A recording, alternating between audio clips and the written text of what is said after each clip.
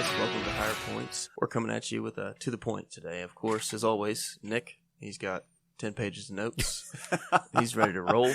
Me, I come with nothing. Like I said before we left to come here, at least one of us is a responsible adult. Yeah. So Nick's going to talk for 30 minutes, and I'll sit here and laugh at him. No. See, look, see? There. See? Loud truck just went by. We do room tone, and there's nothing.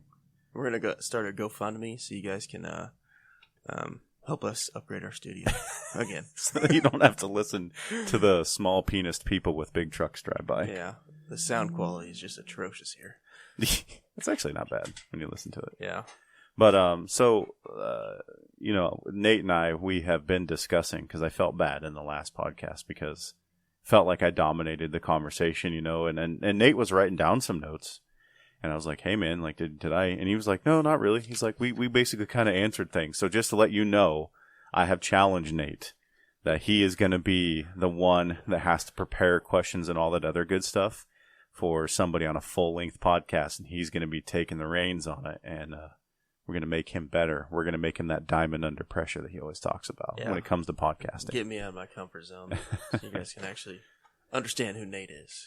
Yeah, and like you said, it's just natural for me. I mean, I talk to and interview people all day, so conversations like that are natural. But the thing is, also listening to you and your dad talk to people in the hemp markets, is it something that comes natural to you too? I think it's just maybe a little bit outside the realm of what you're used to, and maybe like I don't think that every subject we talk about is you're as passionate on as you are about like hemp and farming. So and like. Obviously, you're going to know more things about the stuff you're more passionate about, Yeah. That's a lot of my research. Cannabis. So you nerd out. Me. You nerd out? Nerd out a little bit. Not as much as some people. I know some people that make me feel stupid when it comes to cannabis. I would love to have conversations with some of those people. They'd be intriguing. So some of the things that I've been thinking about are...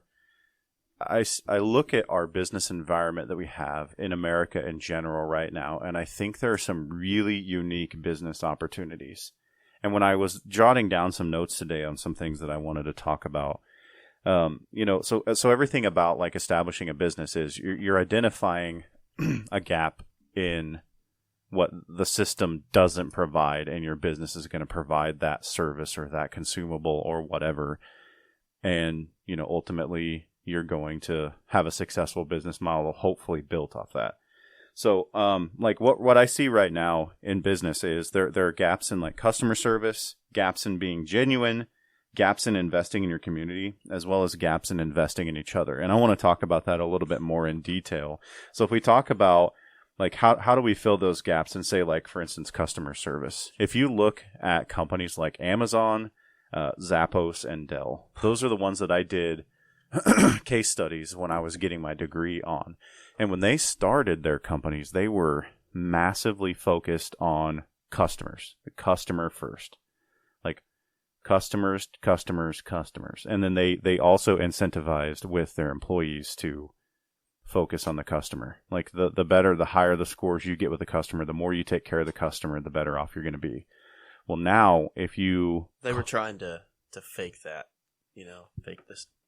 Make it seem like they like the customer, instead of actually being genuine. I feel like. I think in the beginning, the way it started was they were focused on the customer in the beginning. The more money, but then when the more money they make, it's like, okay, so now we're publicly traded. Now we're worried about our stock prices. Now we're worried about just getting that fraction of a point in the stock more. Back. Now you call these companies. Yeah, you can't even talk to a human being. Or you talk to somebody you can't understand, which I get. Those people are just trying to get a job and make a buck like you and I. Mm-hmm. But when it comes to customer service, that doesn't make your customer feel valued when they can't even communicate with somebody. Mm-hmm. And so, those companies, they started with like outstanding customer service, and they kind of cut back. Well, now they're so large and they're so inculcated that they've got like deals with all of these other different companies that they can cut back, and they're still making so much money that they really don't have to focus on the customer. Mm-hmm. So there's been that evolution, and they're not what they used to be. So I think that when it comes to those unique business opportunities, I think that there's someone out there, and that someone is not me, and that someone could be somebody like Nate, somebody that has that drive, or like Melissa Baldwin, somebody that has that drive that they could fill those gaps right now. And if they were just giving, they were first providing a service or a consumable or something like that, identifying that need, but also backing it up with really good customer service, you could grow a business in today's business environment and be as big as Amazon and be as big as Dell and stuff. Like, you can really get into those markets if you truly wanted to be, and you truly wanted to, like, and you stay work consistent. that. Exactly. And work that. So you talked about the genuineness, and that's something that I mentioned as well. I think it's interesting that, you know, first, when you first start a business, like, right, it's your business, you run it your way, and don't be pressured by, like, the bottom 1% to change any of that kind of stuff, right? There are going to be people that are naysayers. There are going to be haters. There are going to be all that other kind of stuff, right? So basically what you do is you just stick to your business model, your customers, and what you know, and you stick to that and let your customers vote with their dollar. Don't be listening on everybody else and what they're saying and what they're talking crap or what they're, you know, whatever they are. You know, whether they're looking at, you know, how you're framing a house and, you know, talking bad about it and that kind of stuff, that, you know, let your customer vote with their money. And so if you don't, like, for instance, if you don't want to put a rainbow on your social media, don't do it. Like, if that's your genuine, and that's the way you genuinely feel, don't. If it's the way you do genuinely feel, do that. And don't let some country bumpkin hold me accountable. Like, if I don't want to put it on there, like, yeah, don't naysay me and throw me to the curb, you know? And don't let some country bumpkin hick tell you, like, oh, you got a rainbow flag on your stuff, I'm not going to buy your product. And you're like, good, I didn't want to sell it to you anyway. You know, I mean, but it's the same thing too. If you don't want to put it on there, don't. Stick to your genuineness, because, you know, right now, and not to fold, because we've seen years and years of political wishy-washiness, as well as the same thing from companies. You know, you've got companies that are talking about, you know, like making, like being pro LGBTQ or pro this, pro that, pro gun, pro whatever. But then, like, on the flip side of the coin, they just see that as another money opportunity. They're just playing to your emotions to get another fraction of a stock point. They could give a fuck less. If it meant that they had to be anti-gay or anti-gun to make more money, they'd do that.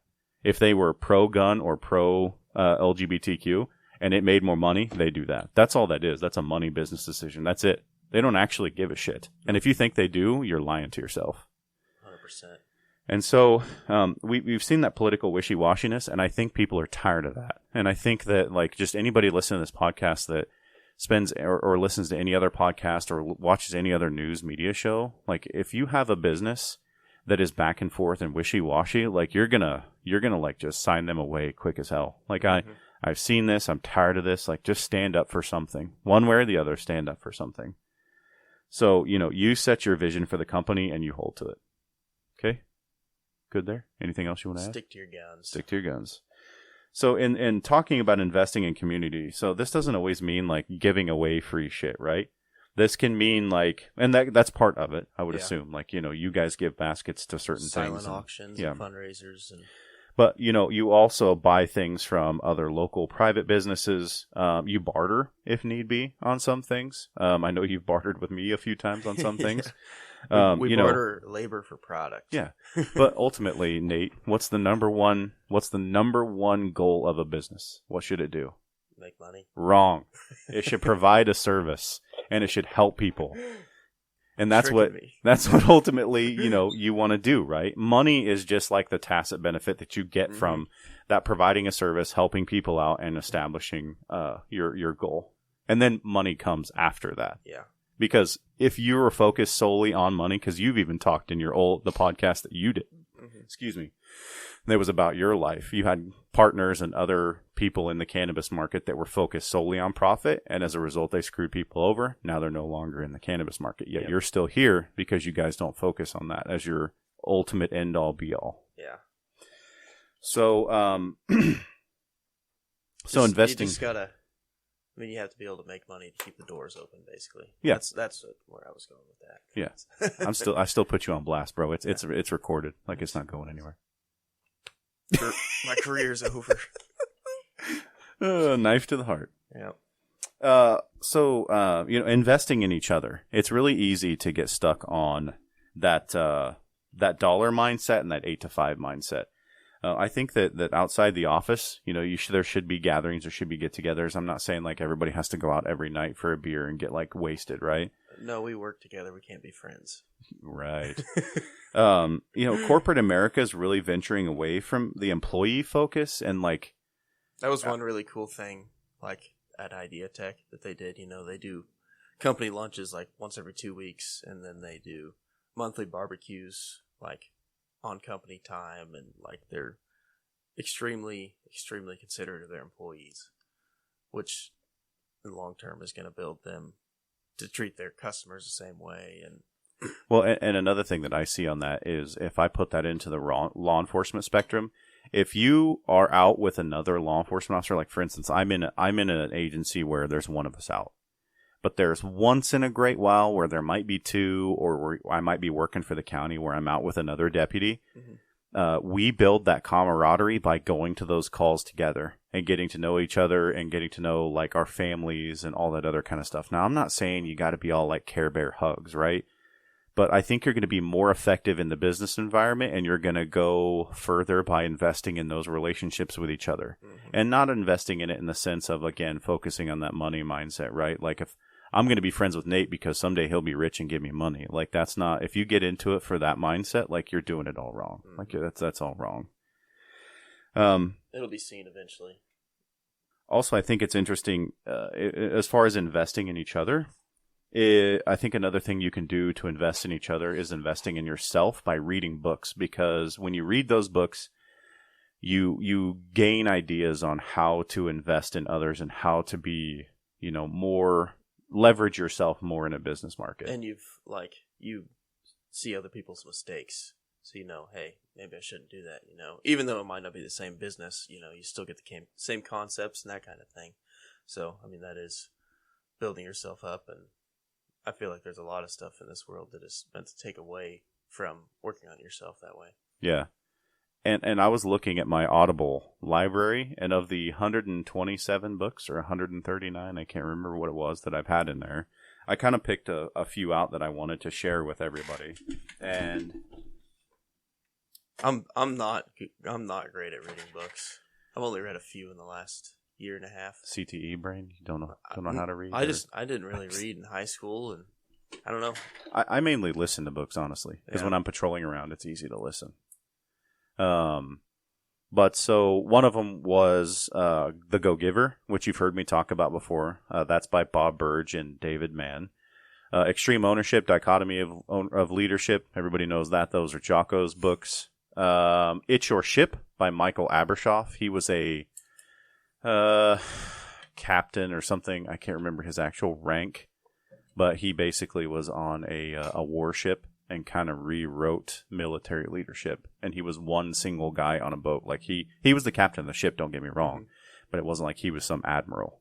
But he literally rewrote the leadership book for the Navy as a result. Is that like the same leadership methods that Jocko would have been using? Like for instance, of basically just valuing people and like leveraging their talents. And seeing them for the person that they are versus that they're like another number, or they're beneath me, or they're there to provide me with the means to make more money kind of thing, which not make more money, but like advance my career in the military. So like as an example, one of the things he did was he had one of the most accurate boats in the fleet by like leaps and bounds of like their Tomahawk missiles or whatever somehow were like significantly more accurate. But one of the things he did to foster that environment with his sailors was he had his XO, or his executive officer, his first officer, go and buy 20 cases of beer. Well, beer is a huge no-no on a naval vessel. And the XO was like, you want me to do what? And he's like, put it in this cooler, lock it down, only you have the key. If anything's gone, it's on you, kind of thing. So he's like, okay. So he goes and buys all of this beer. Well, you can't have beer on a naval ship. So you know what he did? He had him go buy not only the beer, but also lobster, shrimp, steak, etc., everything for a barbecue. So while they were pulled into a port somewhere, he had a barge floated up next to the vessel. Everyone got down off the boat using the ladders. Mm-hmm. Then they had all the beer offloaded onto the barge. So technically they weren't on the ship anymore. And they had a barbecue on these barges, drank beer, had lobster, steak, shrimp, etc. And, he gained a lot of, respect in, investing in those people, of just kind of giving them some of those home away from home where people were wanting to follow him. He was doing those leadership things. And there's so much more in the book than that. But that's just one of the examples that sticks out to me. The same thing can be seen in a book called Thunder Below. And it's more of kind of like a documentary type book of, here's what happened on this submarines tour through World War II in the Sea of Japan and in that area. But the cool thing about it is Eugene Fluckey, who was the captain on that boat, he did some really interesting things. They did stuff with alcohol, too, that each time they sunk an enemy ship, they would do an old school tradition called splice the main brace, where each person on the boat would get 2 beers, and they would drink, and then they would have a cake. And on the cake, there'd be icing depicting that ship going under. And they would depict the battle in the icing on the cake. Huh. That's pretty precise. Yeah, and then also just investing in his crew and being involved in the crew and not he'd go times without meals and all that other kind of stuff because he was worried about everybody else. So like I said, it's more of a documentary, but you can take some leadership things away. And then also Give and Take by Adam Grant is another good book. And I could keep going. Like I said, there's 127 books, but those are the ones that really stuck out to me. So that was on investing in each other. So the biggest thing I also want to get is investing in each other too is it's easy for people to kind of get a little bit of power in an organization and want to hold on to it, right? That's mine. Nobody else can have it. That's mine. Stay away, especially in the law enforcement realm. I see that. But if you get too defensive about that spot, and you're not training guys to come up, how are you ever going to move up? And that's exactly what I wrote down is I wrote down, realize that if you die today, you will be replaced. Mm-hmm. That business or that law enforcement agency or that whatever is going to replace you. That it will continue.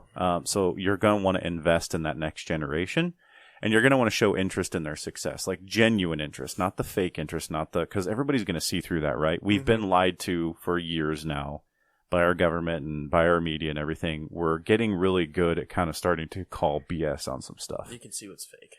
So if you're worried about a takeover, right? If you're one of those people that's oh no, they're going to take my spot, they're going to take everything from me, okay?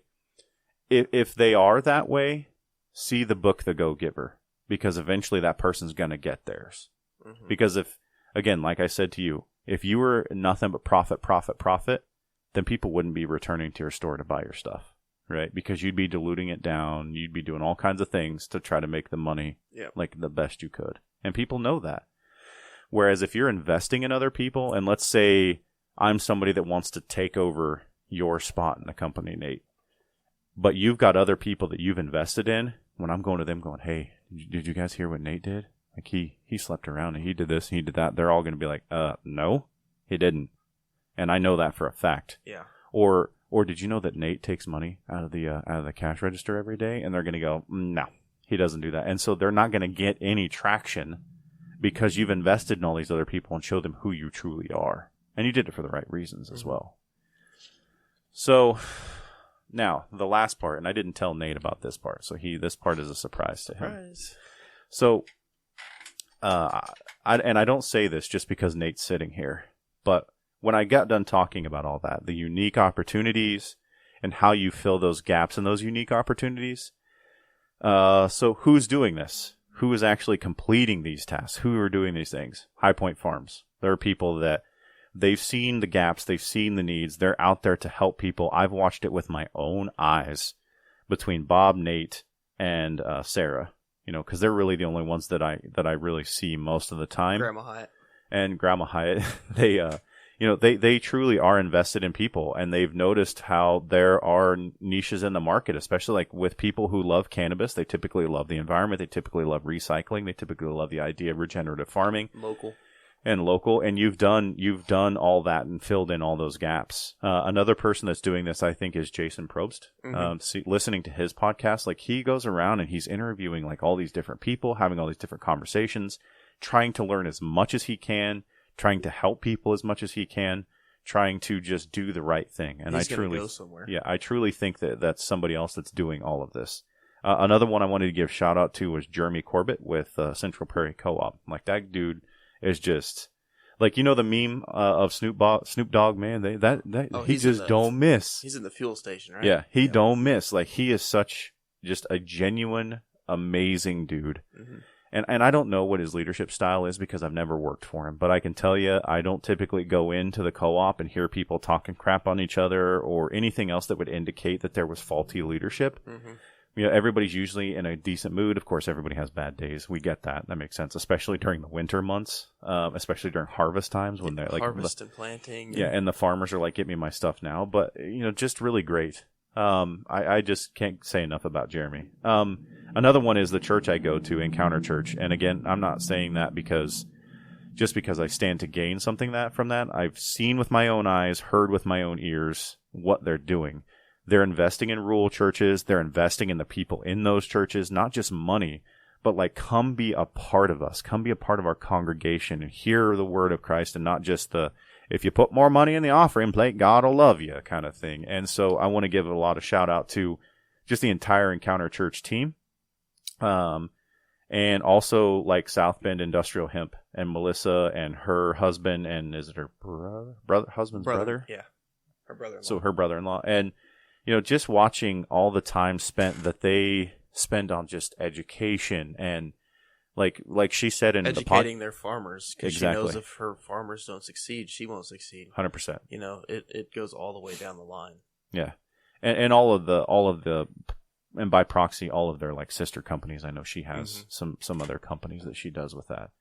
And also, you know, just like Andy Frisella, let's face it. I mean, that dude, that's another guy that just don't miss. Like, you can hate him. You can hate like he drops the F-bomb every third word and all that other kind of stuff, but you cannot argue with results. Mm-hmm. And he's shown them over the last 20 years, you know, I mean, he's built an empire, supplement empire. And the same thing can be said about y'all, High Point Farms. I mean, I'm not going to air the things that you've told me, but you guys are doing well, and you're getting better, and you're growing, and you're doing amazing things. So it's obviously showing that you're doing the same things. Well, we're trying. And so, like I said, I didn't tell you about that part, but is there anybody else you can think of, like that just off the top of your head? I know I'm kind of putting you on blast here because it took me a minute to kind of come up with these, but like, who are some other people that, like, if you were going to maybe look at investing or buying Sandhills things from them? Sandhills, honestly, yeah. like Pippin, right? Yeah, Pippin and the Dayton. Those guys are really like pushing local, and they love local products. And Salt City's the same way. I feel like there's a lot of businesses downtown, Hutch and Sterling, that are really trying to push the local economy. I know, like at the Corwin building, there's a possibility we're gonna do a remodel there. Not necessarily us, but it's gonna happen. They're turning the apartments up, or they're making studio apartments upstairs, and there's talk of a bar and grill possibly. I don't know. We'll see. Well, and also, just pushing local. Speaking of Jeremy Corbett, like Central Prairie Co-op in general, you really see them involved in a lot of things. Like if there's they were involved in Seth's strongman competition, and so it just like I know that by all means this is not an exhaustive list of just people, but like this is just came to my mind of the people that just like stuck out. And like I said, I just have a lot of exposure to you and these people, and so it's easy for me to like kind of pick them out. So that was my 3 pages of notes, and yeah. So what do you think about some of those unique opportunities? I think there's little niches all over the place, and a lot of people, it takes some self-examination, but you can figure out like things you're good at, like I never really thought I was a leader in like college or in football in general, and like I never felt like a leader, kind of like Rob said the other day. That kind of stuck out to me. Him talking about not feeling like he was a leader, but looking back, he's like, oh, I was, leading. Like there was younger guys that looked up to me, and I still have relationships with some of those younger guys, and I really think leadership's an area that I kind of excel in. And with Hood Construction, Josh is doing a really good job about showing genuineness and caring, and I think Hood Construction's doing the right things. Yeah, and so you'd put Hood Construction on that list of things of the people that are doing things right. 100%. Yeah, Josh and Hood Construction as well. Yeah. Yep. So the last thing I want to hit on, so if you're listening to this and you're like me, because it's always easy for like somebody like Nate with his brain to listen to this podcast and equate that to business because that's his life, right? Mine is different, right? I don't go to work every day thinking, how do I maximize profits? Mm-hmm. So how do we translate this stuff in like identifying gaps, right? Okay, so gaps in customer service, that's easy. I had a trooper stop me one time saying, gotcha, speed, and give me your license and insurance, right? That wasn't, I mean, by all means, legally, yes, I have to give that to you, but I say, afternoon, my name's Nick, I'm an officer of the Sterling Police Department. The reason I'm making contact with you is I stopped you for 41 and the 30. Can I see your driver's license, curb proof insurance? That's a little bit of that customer service that I think goes a long way, in my opinion. Just being a good person, You show up being a dick. You're not going to get openness back from them. And the same thing in the business environment, right? The for-profit business environment. I had to call Verizon for some stuff the other day. And oh, my God. I had to call 4 different times before I actually talked to someone. Talking to machines, trying to figure out that system to finally talk to someone. Then I sat for an hour and a half and tried talking to a guy that I couldn't understand. Oh, it was... So I hit the nail on the head there earlier, didn't I? 100%. I was like, did I tell you about this? Because I don't think I did. Well, you didn't tell me about like the hard to understand point, but you did tell me like, you were having troubles with the billing or whatever. Yeah, it was a pain in the ass. Just being able to pick up the phone and call somebody and talk to them about the issues you're having with their product goes a long ways. And then also the gaps in being genuine. When it comes to like you're working a case for somebody, like say Nate had a trailer stolen, because we've had a lot of that happen lately. And I'm coming to Nate and he's like, hey, any news? Oh, I've been working on it, man. I've been working on it. And he calls the next, I've been working on it. No leads. I've been working on it. And then I go a month. Oh, yeah, I've been working on it. I haven't found anything. Sorry. Where, there are those gaps in the being genuineness of being genuine, and also of just telling him like, hey, listen, like this doesn't have any solvability. Like we've got no video, we've got no tire tracks, we've got no fingerprints. Like unless this thing comes up as stolen in NCIC that some other law enforcement officer runs it, we're probably not going to get your stuff back. That's being genuine. Same thing I found with suspects of if I am genuine with them and I just tell them, I know A, B, and C, man. Tell me I'm wrong. Instead of the whole, your friend's in the other room. Trying to tiptoe and trap. Yeah, and they know that. They're professional game players themselves. They do the same thing. And they know. So just genuineness. Invest in community. I mean, I think that's pretty, should be self-explanatory, but I see a lot of other law enforcement officers that they don't care to venture into a school and say hi to kids and BS with them at lunch. They don't care to... be a part of a class. Like I want to go in and I want to help the teachers teach. I know they're short-staffed and it's not my job to like teach, but like just go in and help for an hour or something like that with a class or something. Or even like if you're off duty or you're just walking around, whatever, and you see a piece of trash on the ground and they're like, you pick that up, you throw it away, that's helping the community. It's looking better. They're like, oh, well, Nick works for the police department, that gives a good impression on the police department. And the same goes for me, like that looks good on Hood Construction or High Point Farms, possibly. Yeah, like when you clean up after you're done with a job. Yeah. There's some subs that do not like to clean up after a job. You want to name those? Nope. By name? Not Go ahead, come on, no balls. And investing in community also, like Nate said, of like they give us the ethical battle, the internal ethos of if my mom and dad were here standing over my shoulder, what would I do? Mm-hmm. And they probably want you to pick up a piece of trash. They tell you that, and it's almost like, did you put your shopping cart away? That kind of. It's those small things like that that turn into the big things. So investing in each other, law enforcement officers, you really got to give the power away. You can't hold on to it forever. It's not yours. You have to be training everybody else under you to take your job someday, because they will. But let's face it, and especially in our line of work, it's really tough to kind of take that job away from you when you've done the time and you've got the experience. And if you're looking down the chain of command, like behind you, like how are you supposed to prepare for what's coming next, So they're going to eventually surpass you. That's true. Yeah, if you're kind of constantly trying to hold them down and you're not focusing on and visualizing your goals, your company's going to stay stagnant, or you're going to stay stagnant in your police career. You know, you've got to train your guys to look up and out so you can look up and out, basically. Yeah, there is a lot of that like echo chamber in law enforcement where it's like, I got this training one time and I brought it back and I know how to do this and this is mine kind of thing. And that doesn't get us anywhere. So that's what I've got to wrap up. I just always like to kind of put it back into the public service job. And also anybody that's listening to this, how do you measure profitability in public service?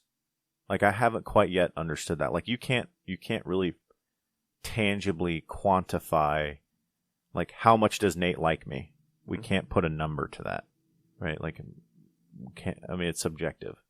So that's a question I've had for a number of years. Like, how do you know if you're a good cop? Yeah, in public service in general. Yeah, in general. I mean, like for instance, if you work somewhere like the clerk's office, that's you're worried about how much money you're taking in. It's easy to kind of like look at that. Mm-hmm. Or if you own High Point Farms, it's easy to go, okay, this month we made $1,000. Last month we made $200. It's easy to measure your profitability. So I'm curious how you measure your profitability. And I could be looking at it all wrong, through the wrong lens. And somebody may be listening to this going like, you're a moron. Like, here's how you do it. And I'm going to go, oh, shit, I never thought of it that way. But I've mulled that around for the better part of a decade and have not been able to answer that question. And I even asked Andy Frisilla. So, Andy, I did the Ask Andy question, and you haven't answered. I need you to answer, homie. I've been thinking about this for a decade. Hook a brother up. He's not really in the public service sector. But he knows everything. Every time he gets answered a question, does he not have just a phenomenal answer? He's got an answer. May not always be the right answer, but most of the time it's the right answer. Yeah, I would agree. I'd say most of the time. But there are a couple of times I'm like, I don't know about that. But how do I argue with a guy that makes, $1 billion a year? Yeah, I mean, he's succeeding in our economy. Yeah, for sure. He's definitely a genuine dude, I feel like. And I've felt that from the whole, like, you can call First Form and talk to tons of people. I don't even think they've got an answering machine at that place. Well, that's their big thing, too, is investing in people. Like, that's all they care about. They want to see people succeed. Mm-hmm. And that's from the top down. I mean, that's from Andy himself. Yeah. Like, F everything else. Let's invest in people. Everything else will take care of itself. And The Go-Giver talks about that in that book. It's such a small book, and it's so life-altering. You got to read it. So small. And if you're listening to it, it takes like an hour, 2 hours maybe. So it's like listening to a podcast. Yeah. So, with that being said, Kimosabi, Mr. Supreme Potentate of the High Point Farms, are we ready to be done? I'm good. All right. So, also, I want to mention before we end it up, we do have a YouTube page now. So the podcasts are getting uploaded to the YouTube page. We're kind of slowly phasing into where we're eventually going to start doing video in the studio. And that'll be posting to the YouTube page as well. Don't forget to check us out at thehigherpoints.com, on social media at The Higher Points on Instagram, and The Higher Points Podcast on Facebook. We had another opportunity where, also the who is doing this right. When I was listing all the companies, the Fox, what was it? Fox Studios or Fox Salt City? Yeah, the Salt City Podcast Network. Hold on, I messaged Chris earlier and he told me the name. I want to make sure I get it right. Foxtrot Studio Kansas. So it's foxtrotstudiokansas.com. I think they're doing it right as well because they're investing in artists and people and like giving them instruments, giving them cameras, giving them, studio space, things like that to be able to like get their foot in the door and succeed. And so I think they're doing it right as well. Mm-hmm. So with that being said, Nate and I kind of had an interesting thought process and investing in other people. We have a podcast studio here with a mixer and a computer and 4 mics, 4 headphones, the TV on the wall that you can cast to, and a loud window. Loud at times space. But we just kind of wanted to like offer up the studio just for like kind of a nominal cost that we haven't really discussed yet. But if you're wanting to get started in podcasting, we obviously have some money invested in this and some time, especially time hanging foam for what, 3-4 times we hung foam? 3 or 4 times, yeah. And stuff like that. But we want to like, if you're wanting to start a podcast, but you don't know what to do, what to buy, how to do it, all that other kind of stuff, we kind of want to just offer a podcast studio up to anybody that wants to rent it by the hour or the day, half day, whatever, we can have a conversation about that. So we've got everything you need here to be successful, and we just want to invest in you. And should you need it, just get a hold of us. Our emails can be found on thehigherpoints.com. You just click on the contact page, and both of our emails are there. Also, you can hit us up on Instagram. Both of our Instagrams are on the Higher Points bio, the bio portion up top. Mm-hmm. So with that said, please leave a rating and a review, and don't forget to share the podcast, and we will catch up with you all next time. You guys have a good week.